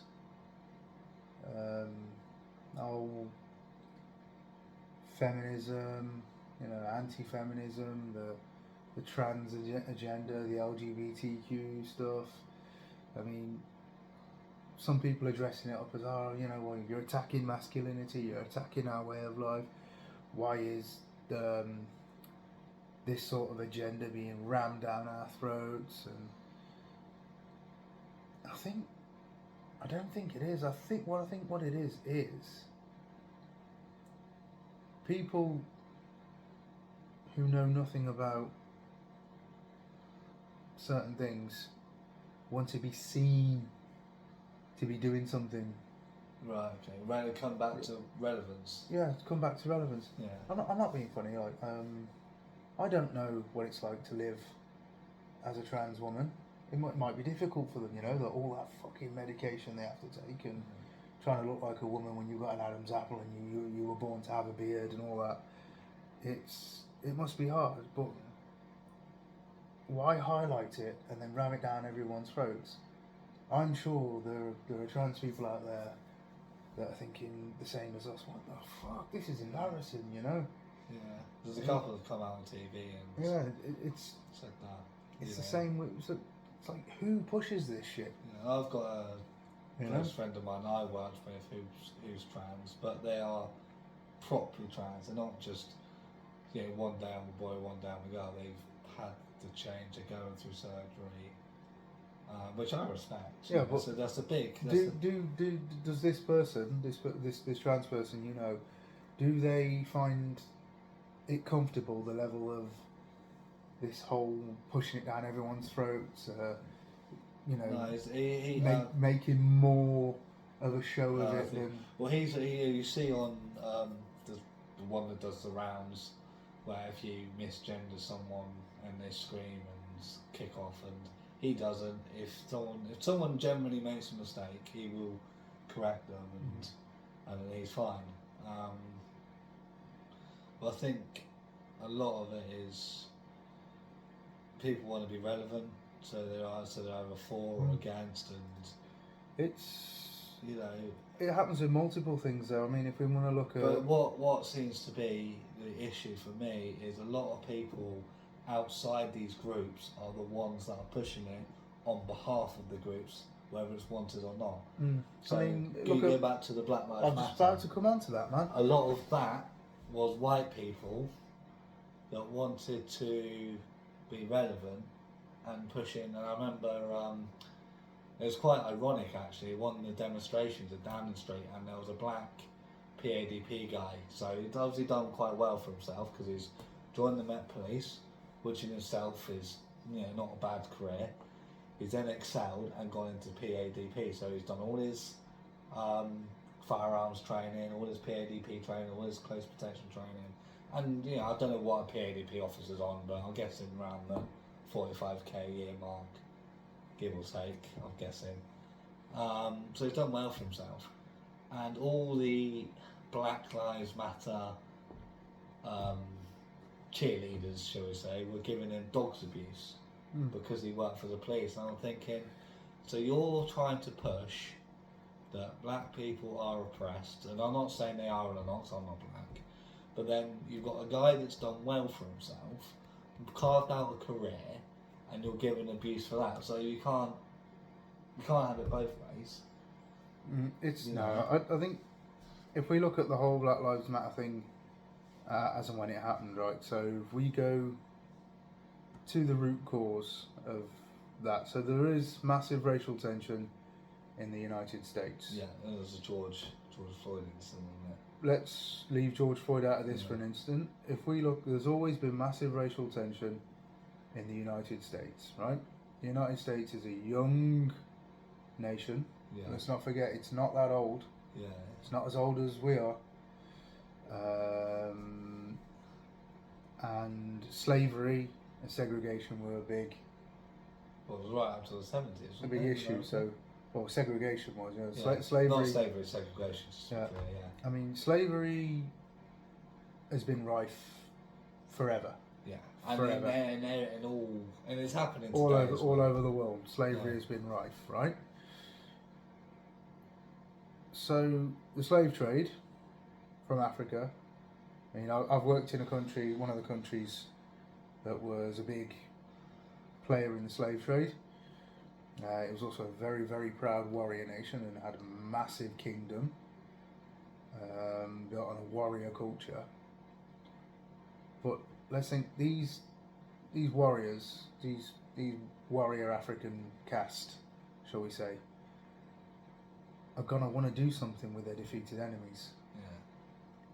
When you've got a massive water port, and the Portuguese and the French and the British and the Americans are trading with you because you have a commodity, but they're also going to say, how much for these captured personnel from your scrapping, that's not to say that Africans didn't sell Africans to the white man and all that. That's not me getting out of it, or trying to put a spin on things. Yeah. What I'm saying is slavery has been rife for a long time, both sides. The Ottomans enslaved Europeans, and Barbary pirates kidnapping Europeans. Yeah. You had the transatlantic slave trade. But what I'm getting at is, let's say you come from Ivory Coast, yeah, and you were taken, and generations and generations of your family grew up in the United States, but you were descended from slaves from that area, you know, Liberia, Sierra Leone, and what's this called? The Ivory Coast. And you grow up in a country knowing that your people were treated in a certain way. You've had a struggle. Your people have had a struggle. Yeah. So in the States, in the United States, there are many people that have had a struggle. Many peoples. So Yeah. Native Americans, the First Nations peoples, they're called in Canada. Black people, Chinese were exploited to build the railways. Everyone's had a struggle. In a new nation, where everyone's had a struggle, there's going to be racial tensions. Okay. You look at the United Kingdom. We had a massive empire, and we probably did some questionable and unspeakable things in the maintaining and capturing those empires. After World War II, we had the Windrush generation of black people come over. Now those black people have had a different struggle, but they had a struggle nonetheless. And I'm not saying that because my people, Indians, we have our own struggles. My granddad was a Sikh. The Sikh people have their own struggle within India. But then saying that, a lot of my family were Ugandan and Kenyan Indians. So we have our own business going on there. But everyone has a struggle. A lot of ethnic minorities in the States have their own struggle. Which, I'm not saying it puts them at odds with the police, but the communities are somewhat marginalised by the police. But let's look at it this way: the struggle of a young black American is completely different to the struggle of a young black British guy. A young black British guy's probably got more opportunity and less chance of being shot up by the police or being discriminated against than a young black American guy, because America, the way America is, the way its politics are. Obviously, our black youth is quite marginalised as well. I mean, if in London, if you look at the simple, even like in America, anyone that's black is called African American. As over here, there's no distinction. It's just he's either British or he's not, or he's a black guy or he's not. There's no, you're either British or. Well, no, that's something you don't. That's something you don't see, because in America, you're not black. I'm not black. Yeah. I've got. But there's no. I've got African. Not origins, but I've got connection and affinity to Africa through my granddad and my dad, and I've worked in Africa. There is a massive difference, and black people do see the difference. Jamaicans, Trinidadians, Africans. All see the difference that they in Wolverhampton, where I grew up, Jamaican lads and African lads, Zimbabwean lads would fucking fight, and I mean, there'd be nasty fights because they saw the difference. I know you think, all right, we're all solidarity, solidarity. Oh yeah, if you're British, it doesn't matter if you're black. Hey, no. Birmingham, Pakistanis and Indians knock lumps out of each other. Fucking, it gets violent. Anyway, where I'm getting at is like, there's always racial tensions in countries, right? It doesn't matter if the country's racist institutionally or not, or there's always underlying racial tones in it. America, I've seen it in France, and I see it here now in the UK. At some point, it's gonna fucking blow up. George Floyd was no fucking saint. Everybody knows that. But George Floyd was one too many black guys killed by the police, and how he was killed in plain view of the fucking public, with a guy had his fucking knee on his neck. Now, apparently there's some sort of extracurricular connection between George Floyd and the copper that killed him.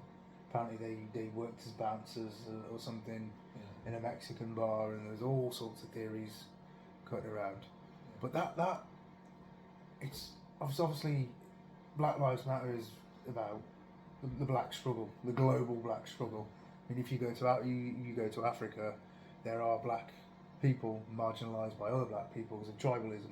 There's a tribe of people that I'm quite familiar with, known as the Pul or the Fulani, and they're cattle herders. I told you about them. Yeah, they herd those big, massive cattle. They are hideously marginalised by every country in Africa that they're in. I mean, they're not fully black. Some of them are lighter than others, and ethnically they're a bit different, and they vary from where they are in Africa. But they are marginalised hideously. But you know, it's the same in the States. Marginalised people suffering at the hands of whether it's directly or indirectly, they're suffering at the hands of their own government. Yeah. Something has to give. George Floyd being killed was the final straw, and catalyst, if you like. It echoed around the world, and the reason it echoed around the world is because we have young black men in the United Kingdom that are misguided and go to a life of crime and like the whole gangster thing. You have it in France, you have it in the States, and they see it. No one's fucking helping them. Yeah. No one's saying, okay, right, this is what needs to happen. The only solution they see is that, all right, well, the fucking police are going to kill me one day.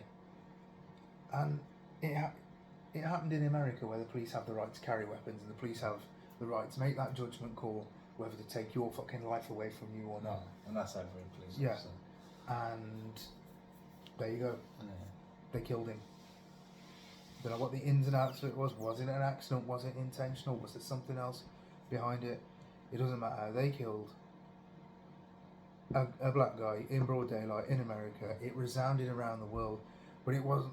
The message wasn't just about Black Lives Matter. We also had lockdowns as well, that people were annoyed about. So yeah, but the lockdowns aren't gonna.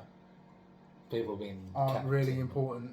Somebody got killed in broad daylight, whether he was a scumbag or not. He got killed in broad daylight, and it sounded around the world, not because it was another black man that was killed, because it was another human being whose life was fucking ended needlessly. No matter what he's done, right? He could have been the biggest piece of shit on earth. No matter what he's done, there's a due process to he follow. Was killed. He was killed by somebody who was paid to keep him fucking safe. Yeah. So it did for me. Black Lives Matter isn't about whether George was a scumbag, whether it's black people being marginalised by the police, whether it's institutional racism, whatever the fucking problem was. It was a massive safeguarding failure. Because the minute that fucking idiot puts that badge on and puts his holster on, the minute, just like our police, the minute they've got that warrant card, they are responsible for safeguarding you, not fucking killing you. Yeah. They will kill you. Well, obviously the police will kill you if in extreme circumstances. But that's to save. That's to save lives. But the police are there to safeguard you and serve you, not to fucking kill you. And that's what this whole Black Lives Matter thing was about. Okay, alright, maybe it was one too many black men, because young black American men are fucking marginalised hideously. And so are young British black guys, and so are young French black and Arab guys. But it doesn't take away the fact that at the end of the day, a police officer who was responsible for safeguarding, because don't forget, George was having breathing difficulties. Yeah, because when he was in the car, we don't know the full story. Maybe he was claustro, and if he was on drugs, that makes him even more vulnerable. Because what's the first thing we ever learnt on our door supervisor course? Well, I never did door supervisors, but when someone is drunk, they're vulnerable. Yeah. A vulnerable person is somewhat like, for example, if you take a drowsy medication like something really strong, you can't drive on that medication because you're now vulnerable. So he was vulnerable. Yeah. And they fucking killed him. And there was enough police officers there to be able to control the situation. Well, blatantly, they weren't. They didn't. Well, in theory, sorry. But what I'm alluding to, it wasn't just him and another police officer, and there was one-on-one, and the police officer said, well, it was only me. There was 4 of them. Yeah, but there was four. So they could have easily lifted him up, having let him That's stand the problem, up. though. It was four fucking morons. That is Yeah. the problem. That's what's on about morons slipping Yeah. through the net, imposter syndrome. One of the coppers that was there was so new on the job.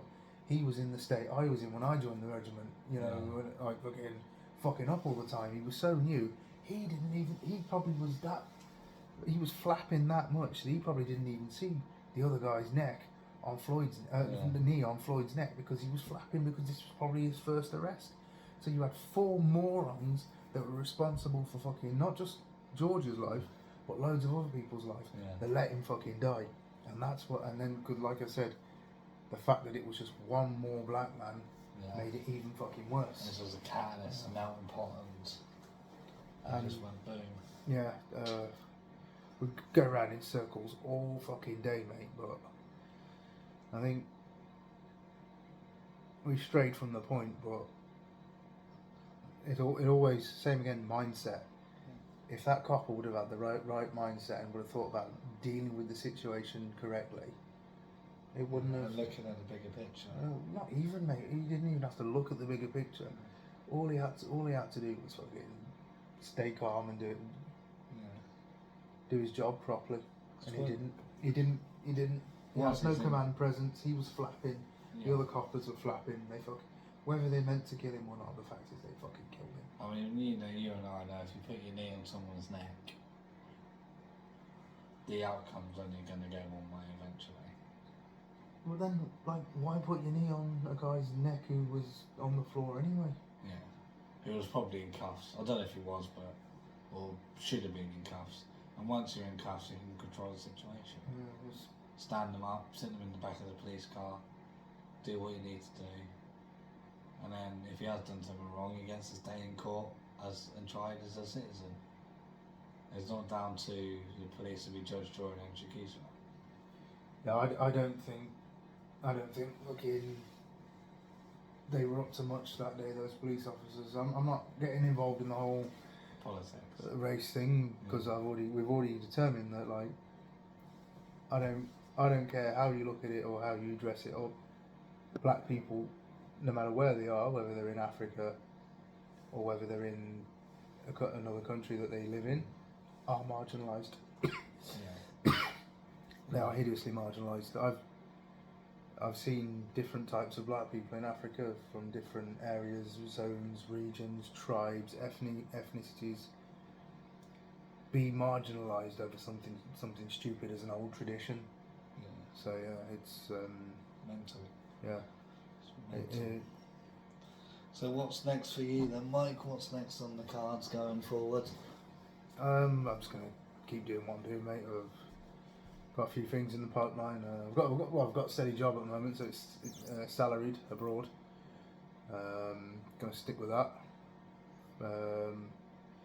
Still sticking to my military reserve commitments, so I'm absolutely busy. But you know, see where it goes from there. What about yourself? Any more crazy trips to Ukraine planned? Not to if we do, will be not to the end of the year. Going away, as you know, tomorrow.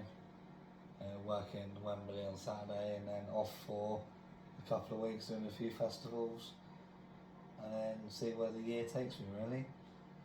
I think you need to plan ahead, mate. Yeah, I've got a few. Look at planning ahead. That'll. My diary's pretty much full for the summer. I've got the odd few days at home, but it's pretty much back to back. A couple of local events as well, which is quite nice. So, and then obviously come back in September and reset and go from there. Alright, man. Well, thanks for having me as the first guest. I know it's turned into a bit of a bit back and forth. We strayed off the original content, but yeah, it's been interesting to hear some stories and then hopefully using this as your maiden voyage, you can start moving forward and go from there. I recommend getting on your network and well, there's a few interesting people we both know in there that could tell a story or so. Next step for you is getting your CP top up done. You can use that, I'd suggest you use that as an opportunity to interview your instructor, Yeah, and we all who we know who it is. we know who, yeah, and he's probably gonna know who they are as well. And they're from Brighton, very good operative, very well thought of in the industry. So that's it from myself and Mike. If you got through this far, thanks for watching. Any questions, please put in the comments or message me, and I'll WhatsApp them to Mike if he's abroad. And any suggestions for content, again, please drop me a message. But for now, good night.